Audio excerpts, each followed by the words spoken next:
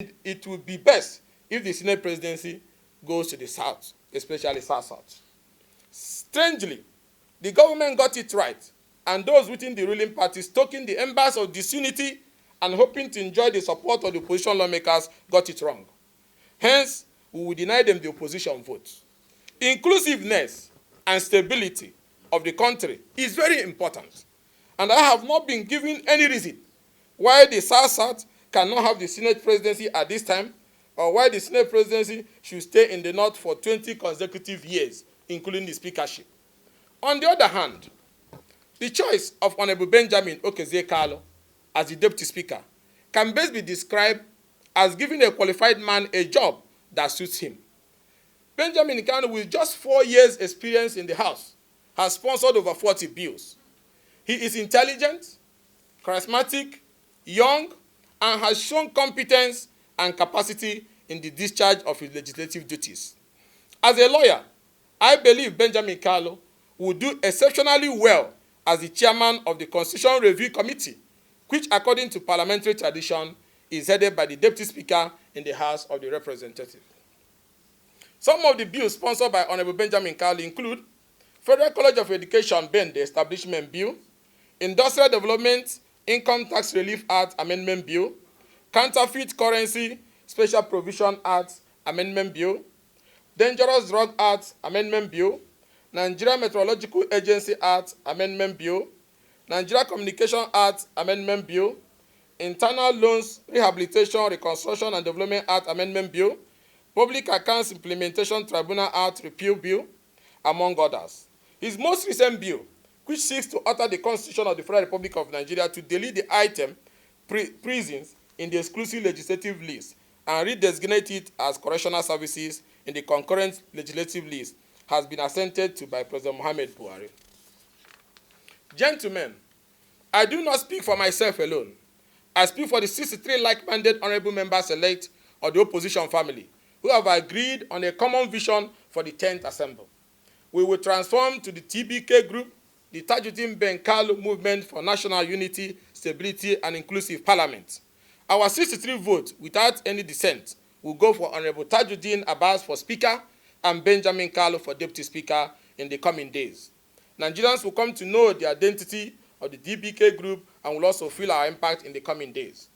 It is on this note that I call on my fellow colleague members-elect who are still in the race for speakership and deputy speakership to stop and join the prefect of the class, Honorable Tajuddin Abbas, and his deputy, Benjamin Kalu, to steer the ship of the 10th Assembly to beat the records of the other houses in performance and achievement for Nigeria.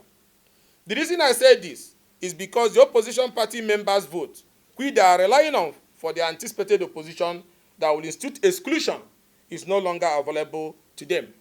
Our common goal now should be beyond party and partisan politics and totally focus on Nigeria and her greater good. We want the best and we are supporting the best. And importantly, that support is based on merit. With Honorable Tajuddin Abbas and Benjamin Kalu, I feel the 10th Assembly will be in for robust engagement with the Nigerian people and with the other arms of government, especially the executive arm, for the interest and benefit of the Nigerian people. In the course of their consultation,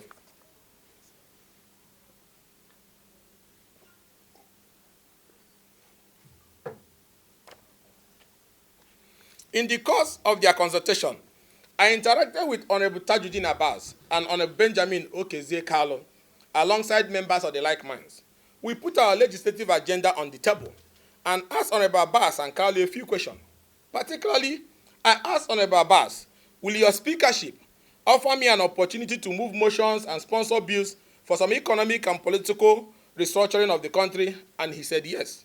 I asked Abbas, will your speakership allow me the opportunity to move motions and sponsor bills that are youth-friendly and will provide opportunity to create jobs for the teeming Nigerian youth? And he said yes. Again, I asked TJ Abbas, will you allow me the opportunity to move motions of urgent national importance for the relevant federal government agencies to intervene and save my people of Idato in the erosion which has completely cut off 2 communities in my federal constituency, Uruala and Ikenga, and completely kept us in darkness for years? And he said yes. I asked him, will he help me to ensure that will take legislative action and lobbying that will see Idato communities that have been in darkness for 20 years get electricity, and he said yes. I further asked him and Ben Carlo, will you allow the committees of the House to fully do their work without undue interference from the leadership within and outside? And again they said yes. Finally, I asked him, knowing that Nigeria is divided along ethnic and religious lines, will your actions, decisions, and appointment as Speaker widen those lines or close them? And he answered that he has never done anything in the past to widen those lines of division and will not start now because he does not believe that those lines should be there. Honorable Tajuddin Abbas held himself out as a man who believes in justice, equity, and fairness, and those who know him and work with him in the past have also confirmed my assessment based on the above. Based on the above, I assured him and Benjamin Carlo, my brother, that they will have my vote and that of the 63 opposition lawmakers in the TBK group who will make their public endorsement in the coming days. With that being said, I and my colleagues of like mind call on the leadership of the APC to know that our support for Tajuddin Abbas is not because of the party selected him. Absolutely. It is not because the party selected him, but because we know he possesses what he requires to drive the 10th rep to progress. As opposition, we would have truly preferred they did not choose him so that we can even make him ourselves. We therefore ask the APC not to interfere in the running of the House upon the election of Tajuddin Abbas and Benjamin Carlo. So, it is my solemn declaration that come June 13, 2023, I and the entire like-minded honorable members-elect will only vote for Honorable Tajuddin Abbas for Speaker of the House of Representatives and Honorable Benjamin Okezie Carlo for Deputy Speaker, House of Representatives for competence and inclusiveness. On a final note, I had cause to hear about issues about the mode of election and the House rules. Persons raise issues about purported controversy in the House rule. I am a man that works with facts. I went on a research into the archives of the House. I came to the irrefutable conclusion that the House rules were not doctored, tampered with, or illegally amended. I have had the opportunity to see all the copies of the other papers as well as the votes and proceedings of the House. I even have to go a step further to meet my elder brother and colleague, Right Honorable Julius Hombre, who coordinated the amendment process as far back as 2019. I have seen the government printed copies to ascertain that the copies we are given are the authentic House rules and shall be the one which the 10th Assembly will use. The rules were last ordered to be printed on 17 December 2020 and not recently as rumors had it. The amendments are about 2.5 years old and we are not amended after 2023 general election. It's very important that I put this in the public domain. Furthermore, the issue of the identity of the House rule to be used for the election is not even in that because it is not a constitutional issue, as it has been incorporated into the 5th Amendment of the Constitution that has already been signed into law by President Muhammad Buhari.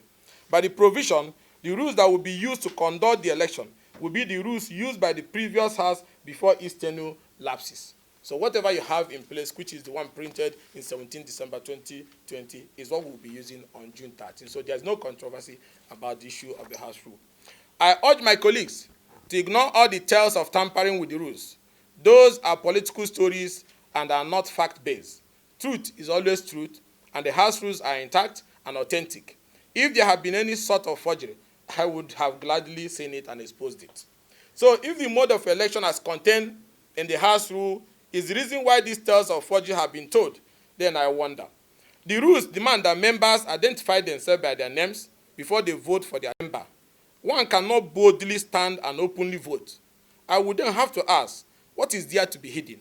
Members are expected to boldly, fearlessly defend their views, positions, and their constituency at all times despite party affiliation. It is on this note that I declare again that I, Ikenga Ugochinyere, representing the good people of Idato North and South Federal Constituency once sworn in on June 13, will be openly voting the Tajuddin Abbas and Benjamin Carlo tickets alongside all members of the like minds, also known as the TBK group, and we shall be doing so openly and boldly in line with the House rule. I also urge all my members, all my colleagues, all the members-elect of the House to look deeply at the facts, not the sentiment, and unanimously vote on Honorable Tajudeen as the Speaker and Honorable Benjamin Okezie-Kalu as Deputy Speaker, so that we can get the House to hit the ground running without any hitches. Thank you all, and may God bless the Federal Republic of Nigeria.